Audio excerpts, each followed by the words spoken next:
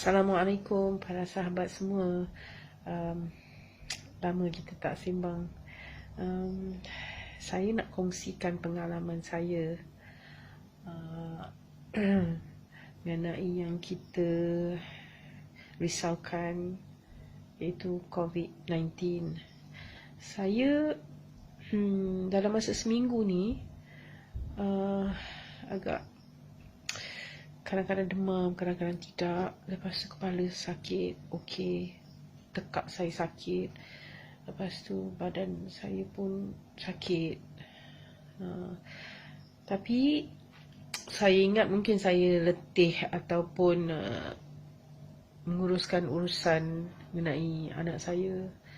Mungkin saya letih, saya biarlah. Cuma kadang-kadang sesekali saya ambil Panadol untuk hilangkan rasa sakit kepala. Tapi masa 2 hari ni keadaan saya makin agak teruk sikit.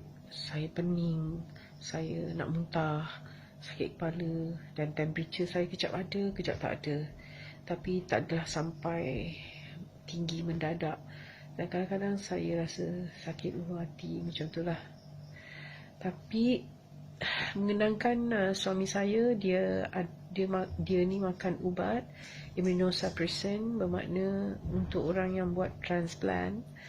Jadi dia mudah dijangkiti dengan segala penyakit. Hendaknya mengenai yang kita takut sekarang ni, COVID-19. Jadi saya buat panggilan pada kawan saya, doktor, specialist. And then dia mengatakan untuk precaution, pergi buat test ataupun check. Mula-mula saya ingatkan tak perlu.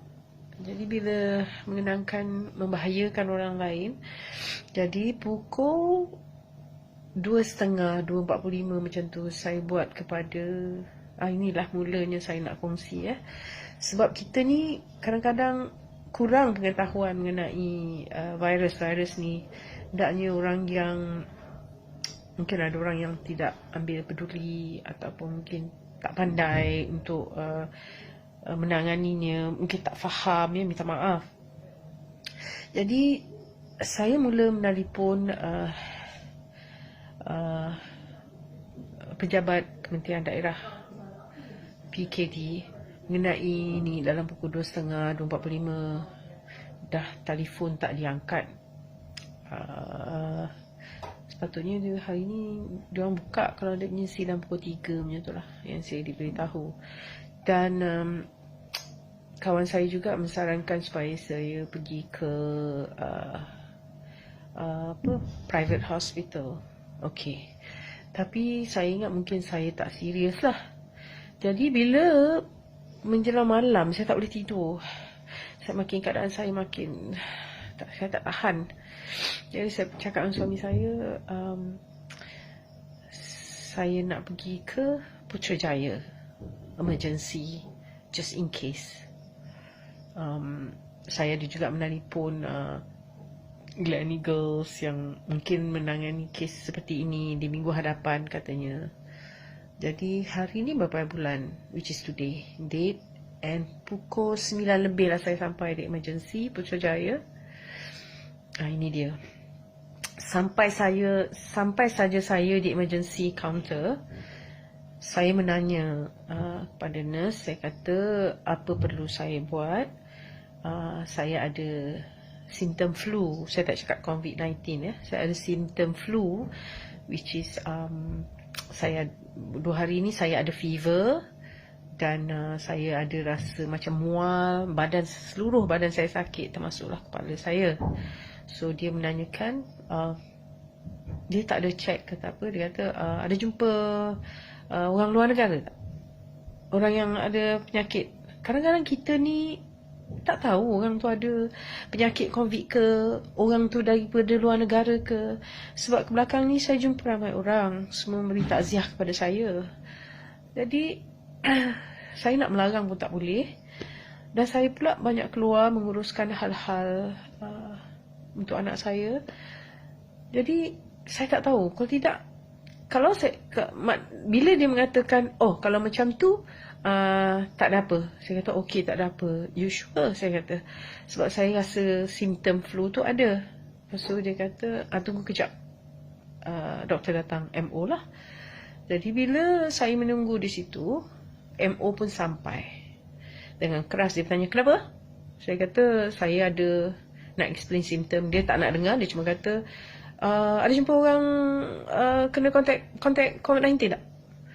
Ada pergi luar negara? Saya kata, tak ada. Dan jumpa COVID pun tak ada.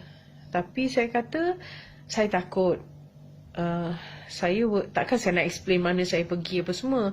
Sometimes we must understand. Orang bila cakap ditutup tempat ni, dikeluarkan dapat penyakit COVID-19 ni, seorang pesakit daripada Ampang Point di mana itu semua tempat yang kita dah kunjung. Jadi kita blur. Kita tak tahu. Bukannya kita apa maksudnya, bukannya kita takut ke, takut nak mati ke, takut apa ke. Ini tanggungjawab kita. Jadi bila dia cakap, kalau macam tu, you tak ada. You tak ada. Saya kata tak payah nak check. Saya kata bukan saya nak check, saya nak tahu simptom dia dan macam mana kita nak halangi. You boleh pergi ke private hospital, dia kata, swasta, untuk pengesahan, dan you boleh, dia kata puan boleh masuk dekat dalam. Tapi dia kata yang menunggu 38 orang dan mungkin selepas pukul 12 baru dia orang akan attend puan. Saya cakap, saya tinggi suara sikit lah. Saya kata saya sekarang ni bukannya minta dibuat test saya ni. My worry is more to public, orang-orang luar yang berjumpa saya. Sekarang kita pun tak tahu. Ada juga yang daripada dia orang kata tabligh, kita tak tahu. Benda tu merebak. Tapi sepatutnya sebagai seorang doktor, medical officer, dia kena explain. Dia kata kalau puan tiada ada, bila saya menegur dengan secara lembut, jangan bagi explain, baru dia berlembut. Boleh pun. Cakaplah elok-elok. Katalah seorang makcik tua datang, kata dia pening sakit kepala, you bagi jawapan yang sama. Lepas tu saya tanya pada dia, so jelas ya saya ni tak ada apa-apa? Saya kata, tak ada check pun temperature pun. Saya kat rumah dah check temperature dah, is 37.4. Taklah tinggi.